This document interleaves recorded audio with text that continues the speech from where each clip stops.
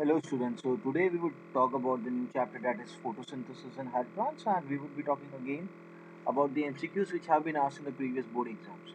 ठीक है, so चालू करते हैं। अच्छा, एक बात मैं बता दूं कि बोर्ड के पेपर में सॉरी कॉम्पिटिटिव एग्जाम्स में 2 से 3 साइंटिस्ट बेस्ड क्वेश्चन होते हैं, साइंटिस्ट के नाम पूछे जाते हैं। तो मेक श्योर कि जो भी इंपॉर्टेंट चैप्टर्स हैं उनमें जितने भी साइंटिस्ट के नेम है टेक्स्ट बुक में एटलीस्ट जितने अवेलेबल है उसको आप अच्छे से प्रिपेयर कर लो, अच्छे से याद कर लो।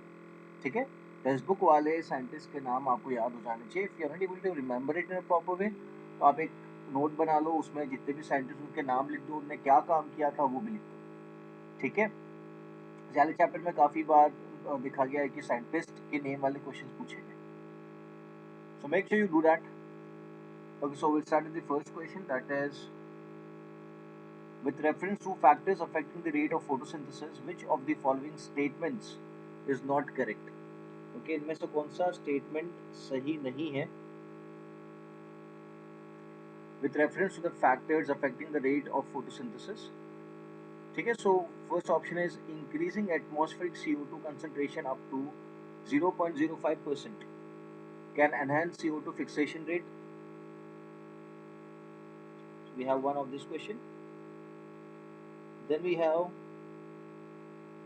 C3 plants respond to higher temperatures with enhanced photosynthesis, while C4 plants have much lower temperature optimum. Tomato is a greenhouse crop which can be grown in CO2 enriched atmosphere for higher yield, and light saturation for CO2 fixation occurs at 10% of full sunlight.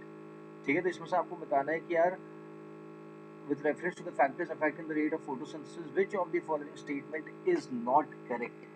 Okay, आपको गलत वाला बताना है। ठीक है, तो इसका theory question अगर आप चेक करो, सो थ्योरी में दे रखा है कि it is interesting to note that light saturation occurs at 10% of the full sunlight. Hence, except for plants in shade or in dense forests, light is rarely a limiting factor in nature. Increase in concentration up to 0.05% can cause an increase in CO2 fixation rates. Beyond this, the levels can become damaging over long periods. The C4 plants respond to higher temperatures and show higher rate of photosynthesis, while C3 plants have a much lower temperature optimum. The fact that C3 plants respond to higher CO2 concentration by showing increased rates of photosynthesis leading to higher productivity has been used for some greenhouse crops such as tomatoes and bell pepper. They are allowed to grow in a carbon dioxide enriched atmosphere that leads to high yields. ठीक है, सो ये आपकी theory, आपकी जो theory portion है text book के वहाँ का कंटेंट है। सो अगर मैच करते तो यहाँ पे लिखा है कि C3 plants respond to higher temperatures, जो गलत है। Okay, C3 plants higher temperature पर रिस्पॉन्ड नहीं कर पाएंगे, फोटो रेस्पिरेशन हो जाएगा। ओके, तो कौन से प्लांट्स डेवलप किए गए? C4 प्लांट्स डेवलप हुए जो हायर टेम्परेचर पर रिस्पॉन्ड करेंगे और अच्छे से फोटोसिंथेसिस कर सकते हैं। ठीक है, समझ में आ गया? So the correct option is option number 2। C3 C4 के बारे में जो भी डिफरेंस है, जो भी कंसेप्चुअल डिफरेंस होना चाहिए, आपको अच्छे से आना चाहिए before solving this MCQs। Okay, ये फोटोसिंथेसिस वाले चैप्टर में ये सबसे मेन है, C3 C4 एंड कैप। ठीक है, और अपने जो वीडियोस है या फिर जो थ्योरी पोर्शन है उनके अंदर इनके बारे में लिख रखा है। तो make sure you read all those content properly for the competitive exam. चले आगे।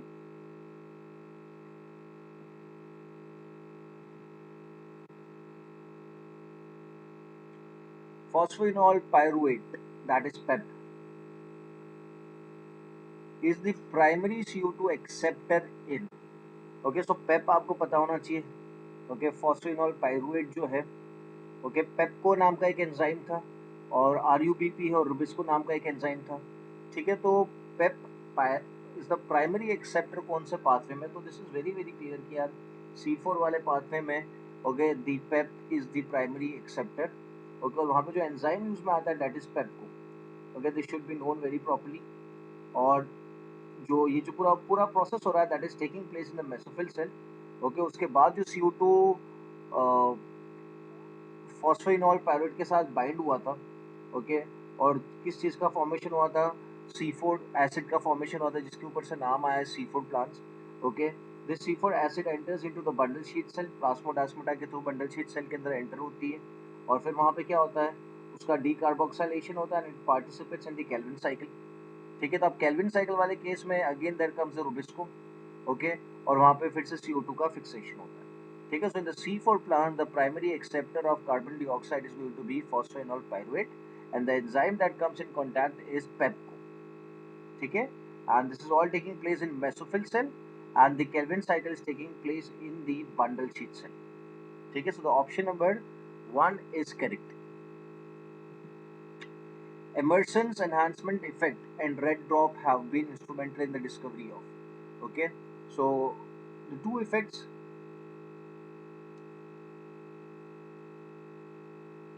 Okay, one of them is the Emerson's enhancement effect and the red drop effect. Okay, तो पहले तो पता होना चाहिए कि यार ये दो चीजें क्या है. ठीक है, तो आपको रेड ड्रॉप के अगर बारे में बात कर रहा हूँ मैं. सो अगर light off more than 680 nanometer is given to the plant, okay, तो होता क्या है, रेट ऑफ फोटोसिंथेसिस डिक्रीज हो जाता है. ओके, अगर आपने नोट में नहीं लिखा है तो अभी आप नोट डाउन कर लो कि if the light ranging above 680 nanometer is given to the plant, okay, the rate of photosynthesis decreases, okay, and this phenomena is known as the red drop. ठीक है, but if a mixture of light, that is a light ranging less than 680 nanometers and ranging more than 680 nanometers, मतलब 680 nanometre wavelength से कम का light और 680 nanometre wavelength से ज्यादा का light अगर प्लांट को दिया जाता है, तो यहाँ पे ऐसा नोट किया गया है कि rate of photosynthesis is increasing and this phenomena is known as the Emerson's enhancement effect. क्या है इमर्सेंस एनहांसमेंट इफेक्ट? जो पहला यहाँ पे लाइन दे रखी है, इमर्सेंस एनहांसमेंट इफेक्ट में क्या होता है, जब प्लांट को मिक्सचर ऑफ लाइट दी जाती है that is less than 680 nanometers and more than 680 nanometers, तो उस केस में फोटोसिंथेसिस का रेट बढ़ जाता है. So this phenomena is known as the Emerson's effect. और अगर रेड ड्रॉप के बारे में बात करते हैं तो रेड ड्रॉप में ये नोट किया गया है कि अगर मोर देन 680 नैनोमीटर्स वेवलेंथ का लाइट अगर प्लांट को दिया जाता है तो फोटोसिंथेटिक रेट काफी कम हो जाता है, तो that is termed as the red drop. ठीक है, तो यहाँ पे पूछा गया है कि emerson's enhancement effect and the red drop have been instrumental in the discovery of. Okay, so photo phosphorylation and non-cyclic electron transport, या फिर two photosystems operating simultaneously, या फिर photo phosphorylation and cyclic electron transport, या फिर oxidative phosphorylation. ठीक है, so यहाँ पे two photosystems operating simultaneously. Okay, because अभी जो बात करी है आपने कि कम लाइट में भी हो रहा है, ज्यादा लाइट में भी हो रहा है, तो अगर एक ही वेवलेंथ की लाइट में होता है, ठीक है, तो दो फोटो सिस्टम की बात नहीं हो सकती, एक ही फोटो सिस्टम की बात हो सकती है. But it has been noted कि फोटोसिंथेसिस रेट बढ़ जाता है, कम वेवलेंथ का लाइट मिल रहा है और ज्यादा वेवलेंथ का लाइट मिल रहा है, दोनों वेवलेंथ की लाइट अगर साथ में मिल रहे हैं तो फोटोसिंथेसिस का रेट काफी बढ़ जाता है. तो यहाँ पे दो फोटो सिस्टम्स की बात हो रही है, photo system 1 and photo system 2. ठीक है, so question 3 का correct option is 2. A plant in your garden avoids photorespiratory losses. A plant in your garden avoids photorespiratory losses, have improved water use efficiency, shows high rate of photosynthesis at high temperatures and has improved. Okay, so ये line जो है यहाँ पे लिखा है कि shows high rate of photosynthesis at high temperature. तो यहाँ से आपके दिमाग में आंसर आ जाना चाहिए कौन से टाइप के प्लांट्स की बात हो रही है. ओके, हाई टेम्परेचर पे फोटोसिंथेसिस कर रहा है अच्छे से and has improved efficiency of nitrogen utilization. In which of the following physiological groups would you assign this plant? इस प्लांट को कौन सी ग्रुप या कौन सी कैटेगरी में असाइन किया जाएगा? ठीक है, तो बट ऑब्वियसली यहाँ पे दी ऑप्शन इज C4. ठीक है, नो डाउट है इसमें तो. Okay, the C4 plants respond to high temperatures and show high rate of photosynthesis, while C3 plants have a much more lower temperature optimum. C4 plants show very little photorespiration and better utilization of water. ठीक है, because C3 plants have evolved into C4 plants and C4 plants have evolved into CAM plants. ठीक है, तो हर एक plant ने अपने surrounding के हिसाब से अपने आप को अडेप्ट किया, अपने आप को इवॉल्व किया, and that is the reason they are able to survive for such a long time period. So C4 is the correct option. Option number 2 is correct. In a chloroplast, the highest number of protons are found in. Okay, chloroplast में सबसे ज्यादा number of protons कहाँ देखने को मिलते हैं? तो option है स्ट्रोमा, ल्यूमेन ऑफ थैलेकॉइड्स, या फिर इंटरमेम्ब्रेन स्पेस, या फिर एंटेना कॉम्प्लेक्स. ठीक है, अब आपको ये पता होना चाहिए कि यार प्रोटॉन से H+, H+ कहाँ से मिलता था? Where, what was the source of H+? ठीक है, तो H+ की अगर सोर्स की बात करते हैं तो आपको पता होना चाहिए कि there was a process known as photolysis of water, जहाँ पे वाटर को स्प्लिट किया जाता था इन प्रेजेंस ऑफ सनलाइट। जब वाटर को स्प्लिट करेगा तो बट ऑब्वियसली वहां से क्या मिलेगा, H+ मिलेगा। ठीक है, तो आपको ये देखना है कि यार चारों ऑप्शन में से वाटर की स्प्लिटिंग कहाँ पे होती थी। सो वाटर की स्प्लिटिंग जो होती है that is taking place in the lumen of thylakoids, in the lumen of thylakoids. ठीक है, तो ल्यूमेन ऑफ थैलाकोइड्स में स्प्लिटिंग होने की वजह से वहाँ पे स्ट्रोमा का नंबर, वहाँ पे प्रोटॉन्स का नंबर, H+ का नंबर काफी ज्यादा हो जाएगा। ठीक है, so in a chloroplast the highest number of protons are found in the lumen of thylakoids.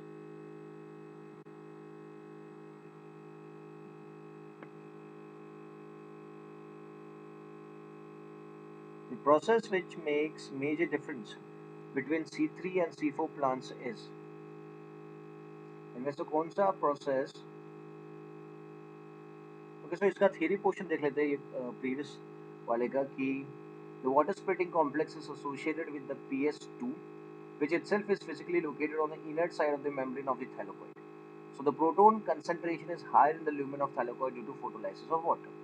ठीक है, तो we have to be very very aware कि यार फोटोलाइसिस ऑफ वाटर की रिक्वायरमेंट PS2 फोटो सिस्टम 2 में पड़ती थी, फोटो सिस्टम 1 में नहीं पड़ती थी। Because photo system 1 is a cyclic process, जो इलेक्ट्रॉन एस्केप हुए थे वो घूम के फिर से उस मेन जगह पे आ जाते हैं। बट फोटो सिस्टम 2 में जो इलेक्ट्रॉन्स एस्केप होते हैं वो चले जाते हैं, वो वापस नहीं आते। मतलब इलेक्ट्रॉन्स का सोर्स क्या हो जाएगा, खत्म हो जाएगा। इसलिए इलेक्ट्रॉन को सप्लाई करने के लिए फोटोलाइसिस ऑफ वाटर होता है। और कहाँ पे होता है, it is taking place in the lumen of thylakoids.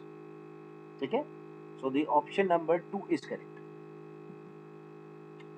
The process which makes major difference between C3 and C4 plant is, okay, what is the major difference? कौन सी चीज यहाँ पे एक सबसे बड़ा डिफरेंस है between the C3 and C4 plants? तो आपको पता होना चाहिए कि C3 क्यों इवॉल्व हुए into C4 plants, क्या प्रॉब्लम आ रही थी। So one problem it was facing is photo respiration. Okay, photo respiration की अगर मैं बात करूं, जैसे फोटोसिंथेसिस में क्या यूज किया जाता है, CO2 यूज किया जाता है, O2 रिलीज किया जाता है। उसी तरीके से फोटो रेस्पिरेशन में क्या होता है, ओके, फोटो रेस्पिरेशन में O2 इज, O2 में रेस्पिरेशन जो प्रोसेस है that deals with intake of oxygen and it gives out CO2। But photo respiration की बात करेंगे तो यहाँ पे भी क्या होता है, ऑक्सीजन को अंदर लिया जाता है, CO2 को रिलीज किया जाता है। But this is very wrong, because plant का क्या काम है, प्लांट को CO2 यूज करके O2 रिलीज करना है। बट फोटो रेस्पिरेशन में O2 यूज होता है, CO2 रिलीज होता है। ठीक है, तो to deal with that problem the plants evolve into C4 plants, because C3 plants में ये काफी कॉमन था photorespiration. So to avoid that condition, that problem, the plants evolved into C4 plants. So photorespiration is the major difference, okay, between the two plants. Okay, so photorespiration is a process which occurs due to the oxygenase activity of rubisco, because rubisco carboxylase जैसे भी काम करता है, oxygenase जैसे भी काम करता है। When the concentration of O2 is high as compared to CO2, rubisco shows oxygenase activity. Okay, जब CO2 का proportion O2 के comparatively, okay, काफी कम होता है, ओके, मींस O2 का proportion is very very high compare to CO2, तो उस काम उस टाइम पे रूबिस्को जो होता है अपनी कार्बोक्सिलेज एक्टिविटी को गिव अप कर देता है और ऑक्सीजनस एक्टिविटी चालू कर देता है, मतलब ऑक्सीजन को फिक्स करने लग जाता है। ठीक है, सो C4 plants have two separate enzymes for CO2 fixation located in two different parts of the leaf.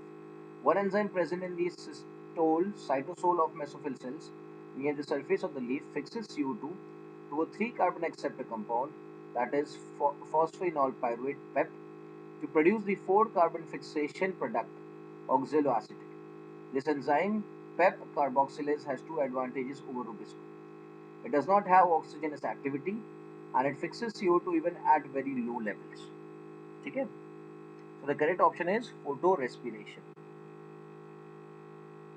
Okay, so 2016 के सेकंड फेज में कोई वाला क्वेश्चन पूछा गया था, 2015 में वाले चैप्टर से कोई भी क्वेश्चन नहीं पूछा गया। ठीक है, इसलिए मैंने यहाँ पे लिखा है 2015 नो क्वेश्चंस। ओके, 2014 में there have been a question कि anoxygenic photosynthesis is a characteristic of dash. Okay, anoxygenic photosynthesis मतलब बिना ऑक्सीजन प्रोड्यूस किए फोटोसिंथेसिस कौन करता है, क्योंकि फोटोसिंथेसिस की आप जब बात करते हैं तो वहां पे as a by product O2 release किया जाता है। बट यहाँ पे कहा जा रहा है anoxygenic photosynthesis. So anoxygenic photosynthesis is the characteristic of rhodospirillum. Okay, याद रखना इस क्वेश्चन को कि rhodospirillum वो जो होता है वो विदाउट ऑक्सीजन रिलीज करे फोटोसिंथेसिस करता है. ओके, यहाँ पे क्वेश्चन आंसर टिक हो चुका है. CAM helps the plant in, okay, CAM helps the plant in restoring water, conserving water, क्योंकि कैंप प्लांट्स आपको ऐसी जगह पे ग्रो करते हुए दिखेंगे जहाँ पे कंडीशन काफ़ी हार्श है, काफ़ी पानी की अवेलेबिलिटी काफ़ी कम है. ओके, सो उस केस में अगर प्लांट काफ़ी ज़्यादा ट्रांसपिरेशन करेगा या पानी उसमें से इवोपरेट हो जाएगा तो that would be very very dreadful for the plant. Okay, plant survive नहीं कर पाएगा इस कंडीशन में. सो to preserve water, so to get rid of that condition, क्योंकि प्लांट्स क्या करते हैं अपने अंदर पानी को सेव करके रखते हैं. आपको पता होगा कैंप प्लांट जो होते हैं दिन के टाइम पे स्टोमेटास ओपन नहीं करते. They do not open the stomatas at day time. Okay, because अगर स्टोमेटा ओपन किया तो क्या होगा, वाटर लॉस हो जाएगा.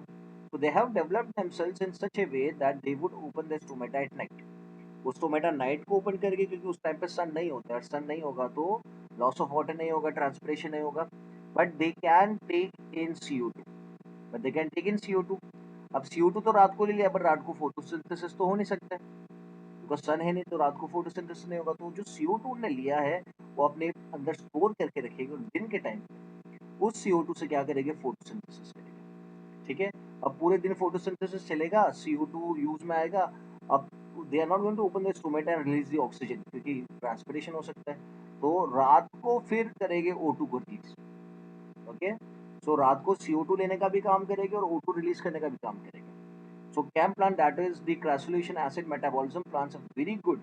Okay, for your bedrooms. अगर आप इन्हें बेडरूम में रखते हो तो रात के टाइम पे when you're sleeping and your windows are closed, आप काफी ज्यादा CO2 रिलीज कर रहे हो, you're exhaling out CO2, but these plants they would take that CO2 and give O2 out. ठीक है, मतलब आपके बेडरूम में O2 का प्रोपोर्शन बढ़ाने का काम कर सकते हैं CAM plants. ठीक है, so the correct option is conserving water. Of the total incident solar radiation, the proportion of PAR is, ठीक है, of the total incident solar radiation the proportion of PAR is. So PAR क्या है आपको पता होना चाहिए पहली बात तो. So PAR is photosynthetically active radiation.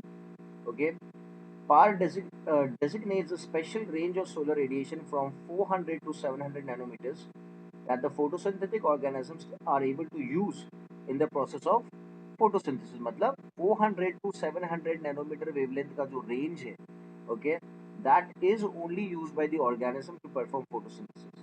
So of the total incident solar radiation, the proportion of PAR is less than 50%.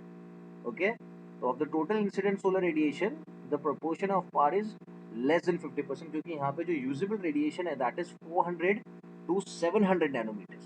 Okay, so that is going to be less than 50%. ठीक है. What is the function of KOH in the half leaf experiment? Okay, so KOH की अगर बात करते हैं तो यार what is its function actually? तो आपने पता होगा KOH क्या करता है, CO2 को एब्जॉर्ब करता है. ओके, CO2 की अवेलेबिलिटी इस एक्सपेरिमेंट में कम करने का काम था KOH का, so that you can study the importance of CO2. So the option number first, that is A, is correct. So what is the function of KOH in the half leaf experiment? So that is it absorbs CO2. वो CO2 को absorb करने का काम करता है. ठीक है. Who discovered O2? Okay, so यहाँ पे जैसे मैंने बताया कि यार साइंटिस्ट लोग के नाम काफी पूछे जाते हैं. So this are very simple question अगर आपको नाम याद है तो. ठीक है, सो हु डिस्कवर्ड ऑक्सीजन, तो इसका करेक्ट ऑप्शन है Joseph Priestley, option number B. Sunlight is essential for photosynthesis. This was demonstrated for the first time by whom? So this was demonstrated for the first time by Jan Ingenhorst. Okay, it was first demonstrated by Jan Ingenhorst. ठीक है, तो यहाँ पे जो scientist के मैंने नाम लिए, जैसे आई मेंशनड, यहाँ पे मैंने बोला है कि जोसेफ प्रिस्ली है. तो जोसेफ प्रिस्ली ने जो एक्सपेरिमेंट के थ्रू बताया था कि O2 डिस्कवर हुआ है, वो एक्सपेरिमेंट आपको मुझे व्हाट्सएप करके भेजना है. You need to WhatsApp me the experiment, the work of Joseph Priestley. और यहाँ पे मैंने क्या बताया, मैंने बोला कि जैन इंगनहाउस ने फोटोसिंथेसिस में सनलाइट की इंपॉर्टेंस ढूंढी थी. तो कौन से एक्सपेरिमेंट, कौन से प्रैक्टिकल वर्क के थ्रू ढूंढी थी, वो आपको मुझे बताना है. तो you need to WhatsApp me when you go through this questions. What was the plant used by T.W. Engelmann in his experiment? Okay. So ये वाला क्वेश्चन आप सॉल्व करोगे, आप मुझे बताओगे, व्हाट्सअप कर देना जो भी इसका आंसर हो कि T.W. एंगलमैन का जो भी एक्सपेरिमेंट था, अच्छा एक्सपेरिमेंट कौन सा किया था वो भी आपको मुझे व्हाट्सअप करना है, you need to WhatsApp with experiment as well, और कौन सा प्लांट यूज किया था उस एक्सपेरिमेंट में वो भी आप मुझे बताओगे, ठीक है। O2 evolved in photosynthesis comes from H2 and not from CO2. This was proved by whom? Okay, so photosynthesis में जो ऑक्सीजन रिलीज होता है उस ऑक्सीजन का सोर्स क्या है, ओके क्योंकि प्लांट CO2 लेता है, प्लांट तो वाटर भी लेता है, दोनों में ऑक्सीजन अवेलेबल है, तो CO2 से ऑक्सीजन आ रहा है या वाटर से ऑक्सीजन आ रहा है, ओके तो ये किसने प्रूव किया था, किस प्रैक्टिकल के थ्रू प्रूव किया गया था, so it was proved bye, okay it was proved by Cornelius Van Niel, okay it was proved by Cornelius Van Niel, okay that O2 is donated by water not CO2, ठीक है। Location of dark reaction of photosynthesis is, okay dark reaction और light reaction के बारे में आपको पता होना चाहिए। डार्क रिएक्शन वो रिएक्शन होता है जहाँ पे कार्बन फिक्सेशन किया जाता है, और लाइट रिएक्शन वो रिएक्शन होता है जहाँ पे सनलाइट की एनर्जी को कन्वर्ट किया जाता है केमिकल एनर्जी में, ठीक है। There are two phases, dark reaction and light reaction. The light reaction the solar energy is converted into chemical energy, okay and in the dark reaction उस energy को use किया जाता है, एटीपी जो बने हैं उससे उस एटीपी को यूज किया जाएगा और उससे कार्बन का फिक्सेशन किया जाएगा, that is fixation of CO2। तो ये कहाँ पे होता है, ठीक है। तो अगर मैं लाइट रिएक्शन की बात करता हूँ तो लाइट रिएक्शन होता है स्ट्रोमा लेमेला में होता है, ग्राना में होता है, मेम्ब्रेन सिस्टम में होता है, ओके बट स्ट्रोमा में नहीं होता है। Stroma deals with carbon fixation, that is dark reaction, ठीक है। तो सिक्स्थ का option number A is correct. Which of the following is not an accessory pigment? Okay, इसमें से accessory pigment कौन सा है? So you can see the option number A. Okay, जो सबसे main pigment है यहाँ पे that is chlorophyll A. But obviously that is not an accessory pigment, तो आपको chlorophyll B accessory हो गया, xanthophyll accessory हो गया and carotenoids भी accessory हो गया. But A is not uh, accessory pigment. It is the main pigment. It is one of the main pigment that traps the light. Photosynthesis occurs to maximum amount in which of the following spectrum of light? Okay, कौन से spectrum of light में सबसे ज्यादा photosynthesis देखा गया है? So but obviously it is the red light.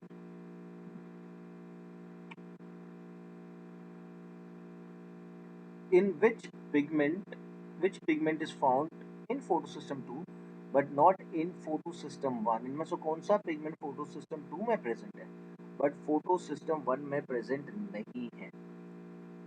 Okay, so that pigment is, आप मुझे बताओगे, you need to WhatsApp me the answer, ठीक है। Which pigment is found in photosystem 2 but not in photosystem 1? इसका correct answer आप मुझे WhatsApp करोगे। Done, you need to answer me without searching it in on the internet, ठीक है, बिना internet पे सर्च करे आपको बताना है। Splitting of H2 is associated with photosystem 2, where is photosystem 2 located in the plant cell? Photosystem 2 plant cell में कहाँ located है? So we have the membrane of thylakoids, we have the stroma, we have the lamella membrane, and we have the chloroplast membrane. So इसका correct option है, it is located in the membrane of thylakoid. Thylakoid की membrane में देखा जाता है ये पूरा system, that is photosystem 2. और इसका डायग्राम भी टेक्स्ट बुक में है, अगर टेक्स्ट बुक में आपने ठीक से देखा हो, it is located in the membrane of the thylakoid, ठीक है।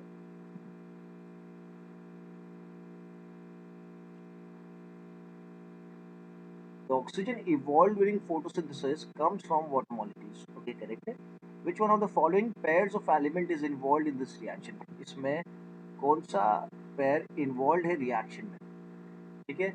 सो मैग्नीशियम एंड क्लोरीन है, या फिर मैंगनीज एंड क्लोरीन है, मैंगनीज एंड पोटेशियम है, या फिर मैग्नीशियम एंड मोलिब्डेनम है।